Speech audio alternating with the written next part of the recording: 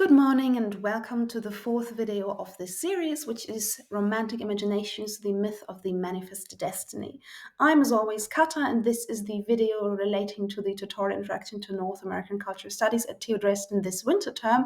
But today it's something special because it's not the summary video only, but it's actually the replacement video because we won't have an actual session today for we have a national holiday in Germany.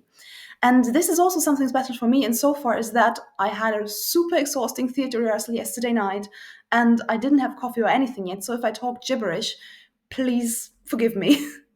But let's delve into our learning goals. We're going to look at basically the key events and narratives in the 19th century in the US.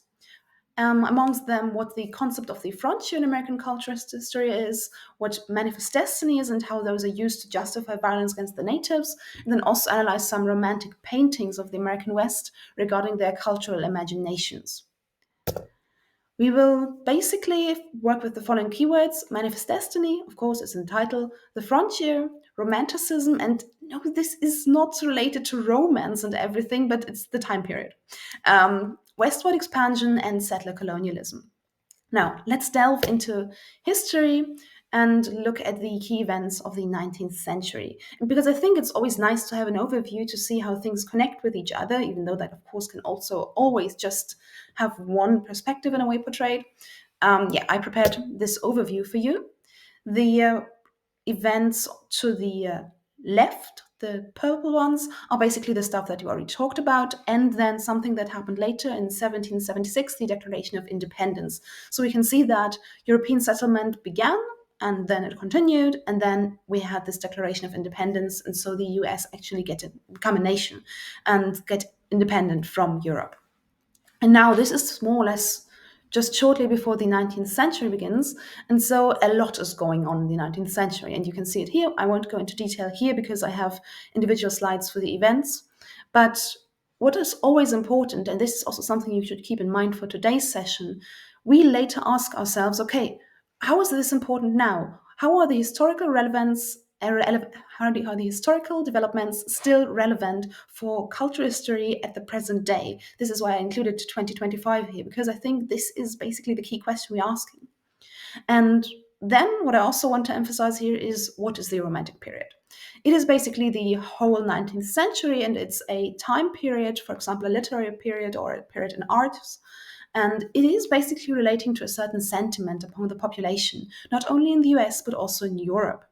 And some key ideas of Romanticism are the individual's experiences, and also the subjective thinking, and also nature, the relation of the individual to the nation, and not the nation, but the nature. So we have a lot of those paintings where you have nature sceneries depicted and really what we would nowadays call romantic in a way. It's explaining the term by the term, but I think it's just what it describes it best, really. But this is not because everybody was just like, trying to find something that was looking romantic, but actually because this was the sentiment among the population, and also went really against what happened before with the formalism of neoclassicism. But this was really, we have individual subjective thinking, and we have how the individual experiences nature and how it actually relates to nature as well. So some key ideas that also feed into what happens in America in that time. And one thing that first happens in 1802 is the Louisiana Purchase. So the US basically purchased territory from France. As you can see in the picture there, they already had the country, which is basically the east of the US nowadays. They have the coastline at the Atlantic, and then what happened now is that they just bought a whole lot of territory westwards from France.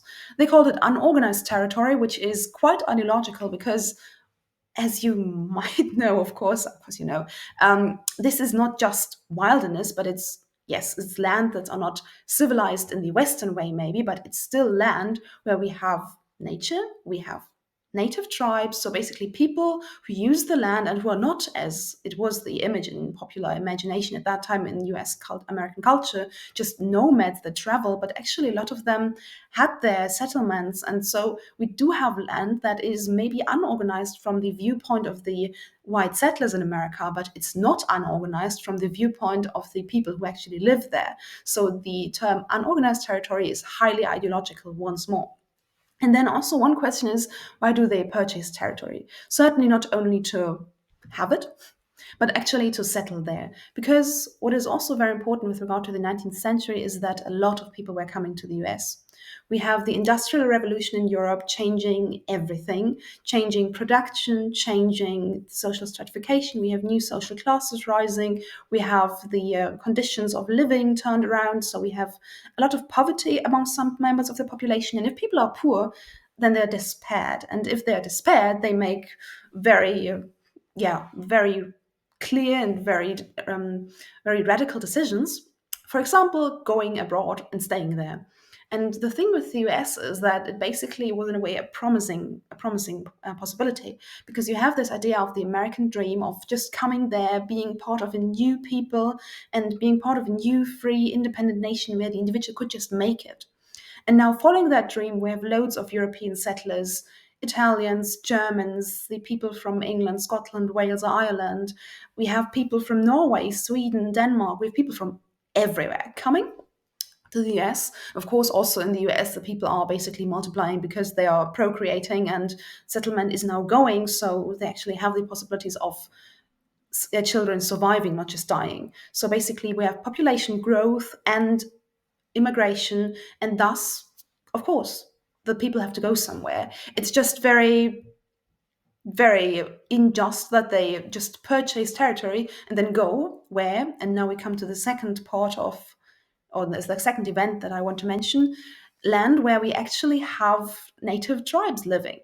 And so it comes to the Indian Removal Act in 1830. Of course, we did have settler violence against the native population, the indigenous people, before, but with the 1830 Act, it basically is legalized, and also in a certain way. What happens with this act is that it authorizes the president to designate lands west of the Mississippi for tribal use by the Cherokee, Choctaw, Chickasaw, Seminole, and Creek. And those so-called civilized tribes, because they actually assimilated to quite some things that the white settlers taught them, and also because they basically were in peaceful agreement with them. Those so-called civilized tribes were still displaced. So basically, civilized means they assimilate to the Western culture, but still they are Native Americans and they are basically in the way of settlement. Because, and this is actually what this Removal Act is about, the goal is to have the lands that are at the present or in 1830 settled by those native groups, those lands free for settlement and agriculture, because that is what we nowadays call the Cotton Belt. So basically, Florida and the South, then. And this is very good for, growing cotton and basically agriculture. And of course, the native tribes don't use it in that way that much. And so the settlers want to have the land for themselves, and because of that, have this Removal Act. And what follows is the so-called Trail of Tears. Approximately 100,000 people from those 5 tribes are forced from their homes. Some, about 15,000 or even more, die on the trail. So basically, we have massive displacement of people. You can, in that map, see where they come from and where they have to go. So basically, they have their new territory west of the Mississippi. It's nowadays Kansas, approximately Kansas. And this is, of course, a really long journey. Many people have to make it by foot. Some choose the water route as well. This is good for them because then fewer people die. They also make this way in October and then later in the cold months. So basically, it is under harsh and horrible conditions, and a lot of people die. It is basically, and this is why it's called the Trail of Tears, the collective suffering and removal experience of the Southeast tribe that, of course, goes along not only with loss of people, but also with loss of home, loss of culture. And it is one prime example of settler violence against the native population. Then this is 1830. This, of course, continues. And then later in the same century, we have the American Civil War. Basically, a civil war between the Union, which is the northern states, and the Confederacy, southern states. So basically, the Confederacy states connected themselves upon the matter of slavery, because the North was basically abolitionist against slavery. They are like, this is an unjust condition. We don't want it anymore in our country. We want to abolish it. And the southern economy, however, depends on enslaved work. You have the cotton plantations there, and also sugar plantations. You have everything, and it's basically dependent on enslaved work, at least to the perception of the people, of the farmers there. Now, so this is the main theme of this civil war, actually, slavery versus abolition, and this is why the southern states are basically seeing their slavery basically a danger when Lincoln becomes president. He's an abolitionist, and they think, okay, now we have to do something. Found this Confederacy, and then we have the Civil War. And some events that we already talked about are, for example, that Thanksgiving becomes a national holiday. So basically, Lincoln tries to find something that's really can connect the population, something where we have a shared holiday, even though this holiday is of course something northern. So he basically, by choosing something for a union and the United States as a national holiday for everyone, he chooses something northern. But this is not the main topic of today. But a main topic of today is, for example, the Homestead Act, also an event that happens during the Civil War. And the goal of this act is to have more settlement in the West, in the newly purchased land, which is not that newly purchased now, but still have more settlement there, and also grant property to the white settlers. And the strategy they pursue is to grant land claims to every settler, every man over 21, of course, and those can claim 160 acres of unsettled land. So basically, the super old idea of terra nullius, if you have land that is not settled or where the population is not a certain kind of people, WESPs, white, Anglo-Saxon Protestants, and in that case we actually go a bit further and have people who are Americans who are not Anglo-Saxon, but in general, like white settlers, they can now go there and claim the land. And after 5 years of successful settlement, that is their property. So basically, a way of just claiming land, possessing it for a while, and then just having it as one's own.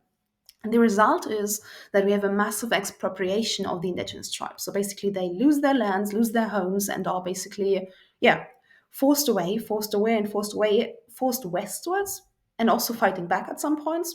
But the problem is that you can't just always go west, because there is the Pacific border somewhere. And this is very problematic because it actually results in the indigenous population not only being expropriated, so driven away from their home, but actually in the end just being decimated and, yeah, robbed of mainly everything, their culture, sometimes their lives, their homes. So this is really one of the acts that further the expropriation of the indigenous tribes, and that quite consciously so. So now the problem of the Pacific border for at least the people who don't have any land to go anymore. We do have these so-called westward expansion, one of our keywords, and because we're talking of westward expansion at all times here, I didn't really signify that, but the westward expansion is basically people going further and further and further west. And we do have the mobility, steam engine, and railways. And one key point is that they basically build a railway or two railways across the continent. One in the US, the Pacific Railway, and then also one in Canada later, a few years later only. And I think having a look at the pictures of that time, for example, about the pictures of okay, we hear that is basically the final peak they completed for the railway. So this is basically the celebration of, we done it, we have a railway across the continent. So basically it shows a lot of, okay, this seems to be very important. So the railway means something very important, also something obviously positive for the settlers. We have a lot of men. We have a lot of, well, people who are not looking that good, so definitely some workers. But the question is, okay, who suffered for those railways? I mean, building railways in that time was not an easy work. And we know that basically this is only like a small percentage of the people who actually built the railways. And this photo presents it in a certain way. For example, we also don't have women, we don't have people of color, we don't have some people or some big parts of the population portrayed, even though they certainly had their share in building those railways. So basically, a very patriarchal notion of what does it mean to build railway. And I think this idea of what does the railway mean is not only important for the white settlers, for whom it's obviously positive because now they can expand westwards even more, but also for the native population, because for them it's basically terror. It's terrible because we have the railway built through the lands that are sometimes even their sacred places, and basically that disrupts, for example, also the routes of the animal herds who are just wandering over the grazing lands in the Great Plains. So basically, it disrupts nature, and also it disrupts the possibilities of the native population. And also, of course, it comes along with increased settlement and then forced removal of the native population. And then we had one thing later, and that's the last event that I want to mention, the Dawes Act. The goal of the Dawes Act was actually to assimilate the Native Americans into settler culture. And the strategy was that individual persons of the native tribes got land allotments and to further basically private ownership. So basically, instead of a tribe owning a certain reservation, now individuals within that tribe, of course, again, just men, which is very problematic because in the native population, you did in maybe not in all, but in certainly a lot of the tribes have the idea that actually the property is with the woman. So basically, this is also a way of assimilating the Native American culture, because if previously women were those who had the land and basically the property, now men got the allotments. So everything changed. And the result is not only a loss of lands for the natives, because suddenly they don't have as much land anymore because the land that they are granted is so small, but also loss of cultural cohesion because it is just the white settler culture imposed on the Americans. It's cultural imperialism. Um, and now we do have those really negative consequences of that act for the native population again. So basically, the 19th century was a very, very unjust and violent time for the native population. That is something that we can definitely take away. And also a time of colonial expansion westwards. And this is now this keyword idea. We have the colonial expansion, multiplication and expansion of settlement, displacement and violence against the native population, and then also the legal underpinnings. So certain acts of that justify removal of the native population or expansion of the settlers. But we do not only have legal underpinnings, because legal underpinnings must always be accompanied by basically agreement in the population, at least in the population who has something to say. And so you need a cultural justification for all those measurements. And that is where we come into the second topic of today, which is dominant narratives and cultural images in the 19th century. First, we talk about the nation as an imagined community, because that is something that will pop up every now and then in cultural studies, because it's an important concept when it comes to nationalism, and also, yeah, very important to know. So we have Anderson, who wrote about the nation as an imagined community, and he wrote, quote, "It's an imagined community, and imagined is both inherently limited and sovereign," unquote. So what can you take from that? So basically, the nation is imagined. And when I was thinking, don't have a personal relationship with everyone. You don't know the other members of your nation, but you just imagine it as a very big community, and so it's an imagined community. It's limited. A nation is never a whole continent, a whole like world. A nation is always just something which has borders with other nations. So basically, it's limited, even though those boundaries can stretch. So, for example, in the case of the US, of course, they stretch their boundary of a nation further and further westwards, but basically, there's still other nations that make the US also a nation. And sovereign, that is very related to the time. So basically, the 19th century is a time where the nation state replaces the function of the king in many places, and so it's sovereign. And then it's a community. So you have this idea of a shared culture and a devotion to the nation. Also, the reason why people just would die for their nation. So, this idea of community.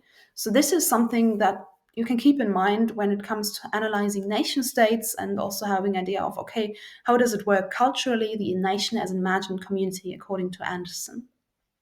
Now, let's delve into some cultural narratives of the US in the 19th century. For example, the manifest destiny. I give you a quote here. Quote, the American claim is by right of our manifest destiny to overspread and to possess the whole of the continent, which Providence has given us for the development of the great experiment of liberty and federative self-government entrusted to us. Unquote.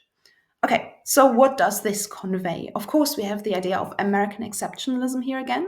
So, this manifest destiny, so the fixed and really straightforward destiny that every US American settler obviously claims for himself here, or is seen as claimable by every American white settler.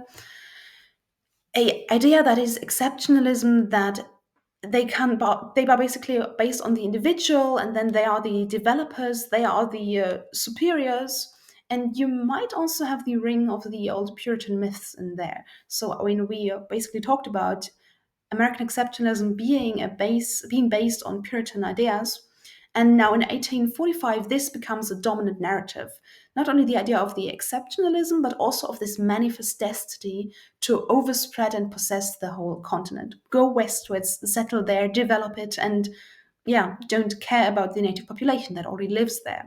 And see this as your destiny, as your God given divine, yeah, what you have to do. And so it becomes a dominant cultural narrative after an article by John O'Sullivan. And this topic, I think, of this article is also quite telling. It's US expansionism and empire.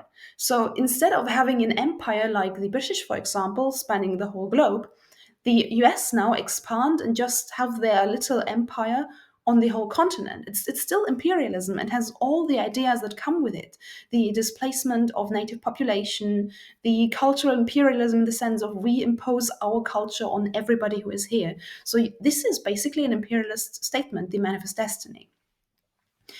Another important cultural text and keyword is the frontier, and this is based on Jackson Turner's frontier speech or thesis, which was published in, and I forgot it, at some point in the 1860s, I think. Might be later. You find it on the first slide, and I just didn't put it here again. It is a very pivotal speech in the US culture, and I give you a quote here. You can read through that quote if you pause the video for a moment, because I don't want to read it myself, because that would take ages. What you find in it is that he coins the idea of the frontier as a primitive area. In the case of the US, it is an expanding area. So basically, the frontier moves further westwards all the time, because we have development, and then it's a developed area, and then we have a new frontier where we also start the development. And he also, in a way, positions this frontier as where America gains its independence from its European roots, where America basically becomes American. So he says that the frontier is basically the most American experience, this experience of primitive conditions and developing a country for yourself, developing areas, and the individual who makes it, the strong individual, the strong white, newly settled American who goes to the frontier and develops their independence there.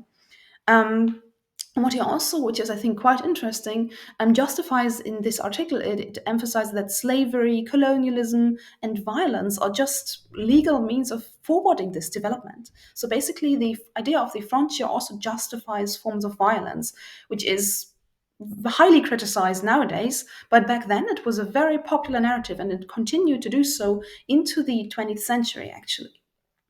Now, the final cultural image that I want is the romantic images of the West slide.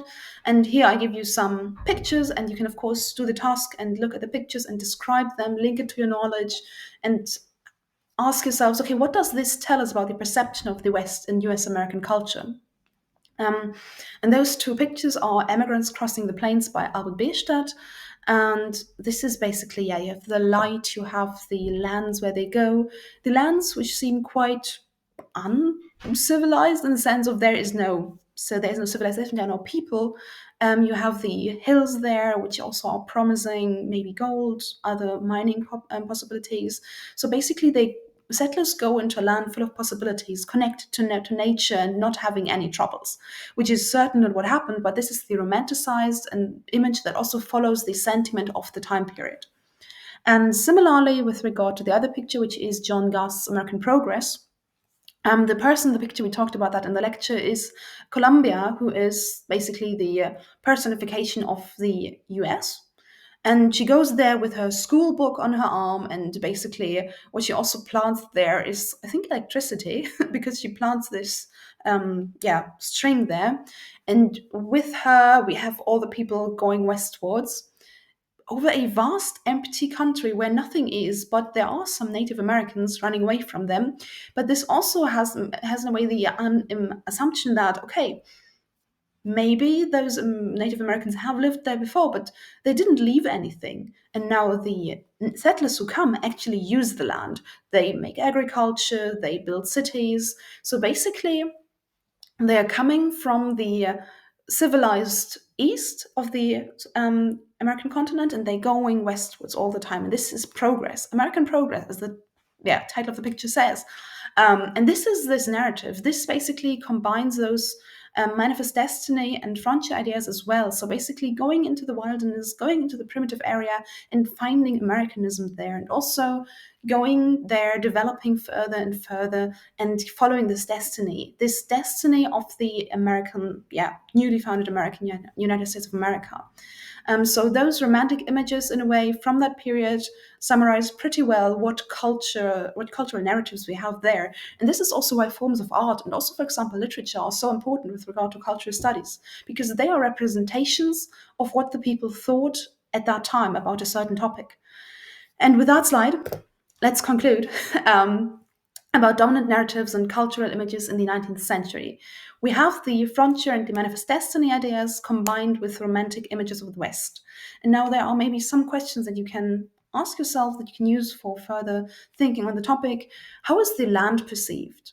How are the settlers perceived, and by whom are they perceived as what? So, what are different perspectives in that whole entanglement thinking? And then we also have something again, which is the WASPs, not the insects, but the white Anglo-Saxon Protestants, who are the decisive force here. The native population of the Americas is oppressed, displaced, extinguished in some cases, and now the settlers basically dominate the continent. And what is important with regard to the now in 2025 perspective, we have criticism of that. We have a lot of criticism of some aspects of that, because we nowadays say this is unjust, this is violent, this is something that just, it's unimaginable from nowadays perspective. Outrageous. For example, the Trades of Tears, the displacement of the native population, what happened there, also this cultural imperialism. But on the other hand, we have repeatedly those narratives being taken up by, for example, Home Security, who popularized this picture of American progress, or Security, who forwarded the idea of the Trump's idea of the space frontier. Basically, a frontier in space where the American people go to an uncivilized place and basically civilize it, develop it.